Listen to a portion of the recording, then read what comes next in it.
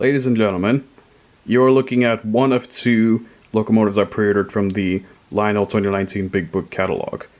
To my surprise, this unit actually showed up at my door today. Unfortunately, the other engine is stuck at a FedEx location, so it's probably going to be a few days until it ships out, but this one arrived, and I'm very glad that it did, because this is the one I really wanted to look at, because the CitiRail scheme is the nicest one out of all of them, in my opinion. Well, the GE Demonstrator is probably number one in terms of the best looking paint scheme, but this one is actually second best because it looks the overall scheme looks really nice. The gray, the yellow, the blue, everything looks really ties into well together, and it looks really nice.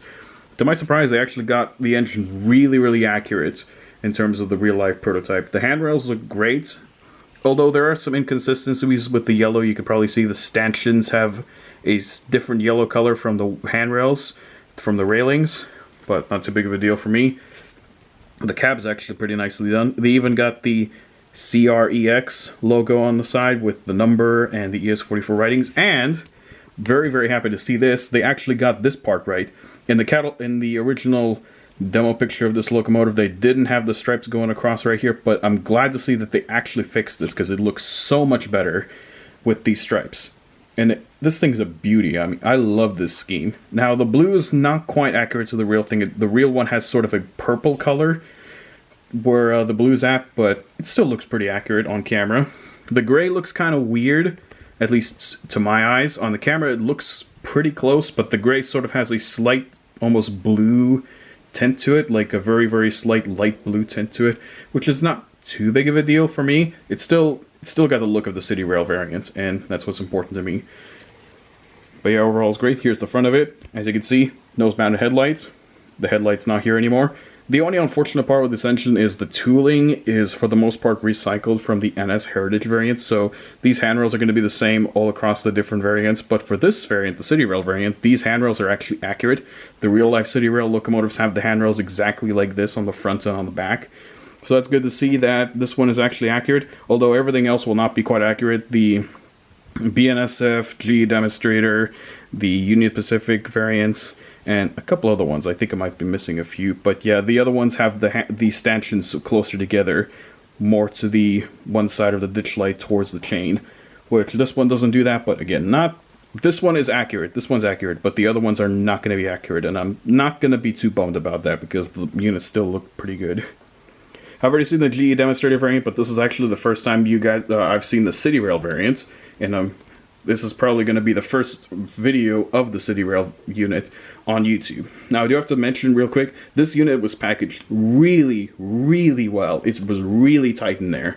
They had cribbing on the bottoms of the pilots to ensure that they wouldn't bend or flex or anything or move. All of the little the detail on the front is actually still attached on the front and back of the unit, which is great. All of the details are fine. All the steps are fine, by the way. These ES44s were really had problems with the steps breaking off, on the lower steps breaking off on the pilots. And it's a good thing that Lionel addressed that, so now there should be a lot less of those problems going around with these engines.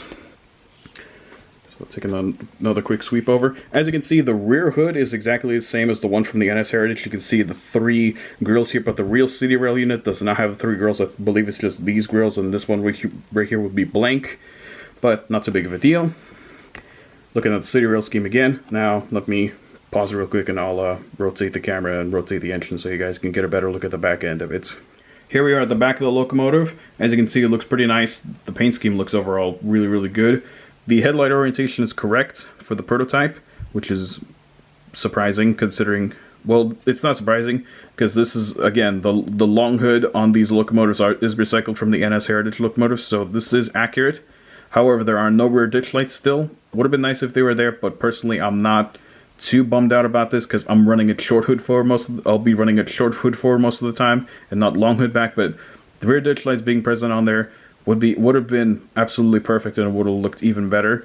One of these days, when the warranty expires on this locomotive, I will probably try and add in my own rear ditch lights. I'm going to try that on my NS Heritage locomotive first and see if it works out. At least have them present here, but not necessarily working. I'll try to get them to work, but if I have them back here, at least it'll look a lot better, in my opinion. Rear pilot still looks exactly the same as the previous model, although this MU cable is actually different from the NS Heritage locomotives. And the previous one actually had these as well, although this is actually now going to stay attached for the most part because they box this thing a lot better than the previous models. Coupler cut bars here.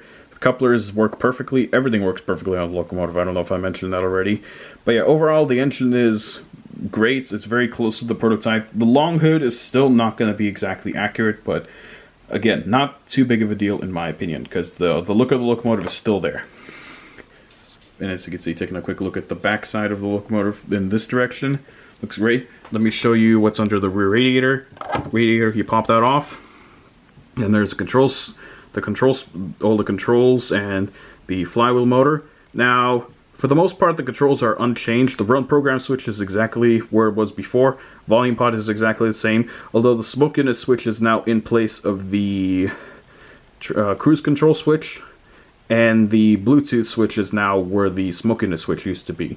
You have no option to turn the speed control on and off anymore, which is kind of annoying and a bit of a shame, but personally it's not too big of a deal. The cruise control is still present on the locomotive, by the way. I looked into the cab and shined a light behind the little shroud that they have to cover up the motor, and the thatch reader is still there on the flywheel, so speed control is still present on the locomotive. But yeah, oops, sorry. This actually does kind of not latch on perfectly. It's kind of difficult to get it to latch on, but you can get it on. I've already taken it off on and off a couple of times, and it's actually getting better and better. And like, in fact, let me show you. It is a little bit on the difficult side to get it off on the front, but it's still a pretty snug fit. Personally, I'm not super bothered by this.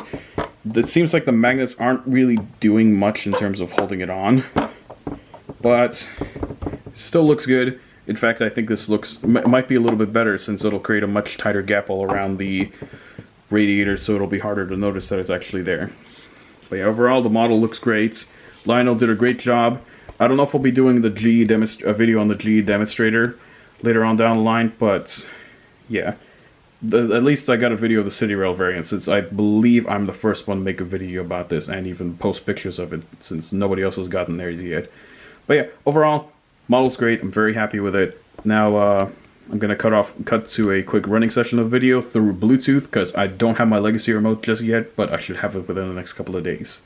So catch it in the running video. Alright, so here's the engine on the track. I don't have track power on just yet, so let me get the Bluetooth app ready, and I'm about to fire her up. Okay, Bluetooth app's ready. Startup sound doesn't play all the way through for whatever reason, but I think it'll play all the way through with the Legacy remote. No idea why it does that with this conventional mode. And link it up. There we go, linked up. So you heard the horn there for a second, so let me play it for you again.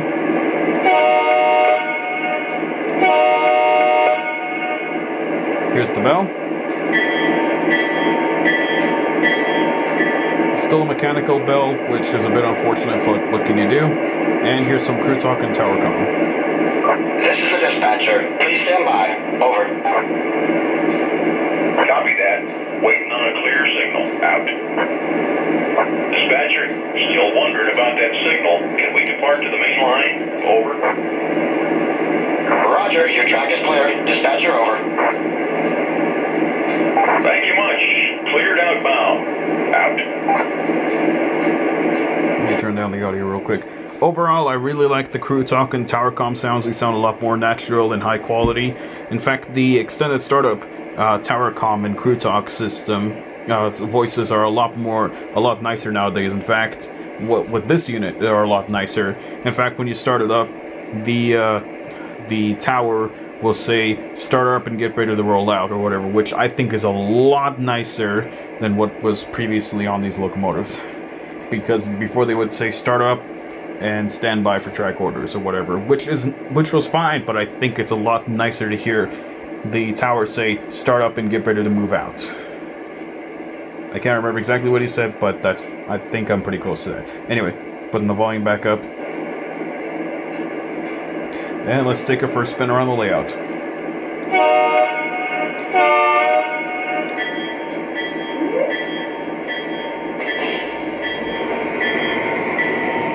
Dispatcher, you got any more blocks for us?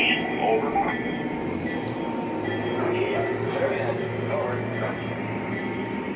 That's great. We're making good time. Out.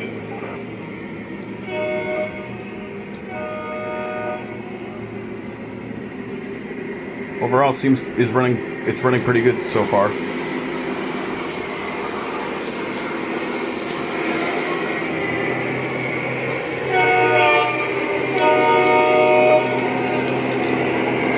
They even have that the RPM fan sounds going on. I know my camera's not quite focusing on the engine very well, but it is what it is. I'm just demoing the sounds and the features for you real quick.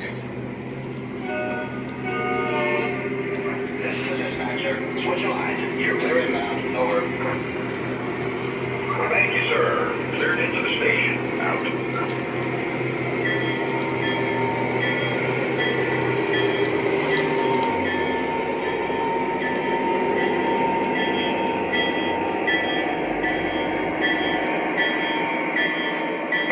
Not my best parking job, but let's fix that.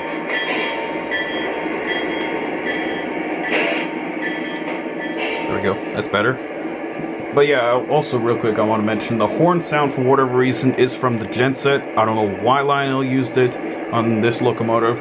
I think the horn sound from the NS Heritage locomotives was a lot more accurate. It sounded a lot better. It sounded very much like the horns that the Gevos have, but this one sounds pretty close too.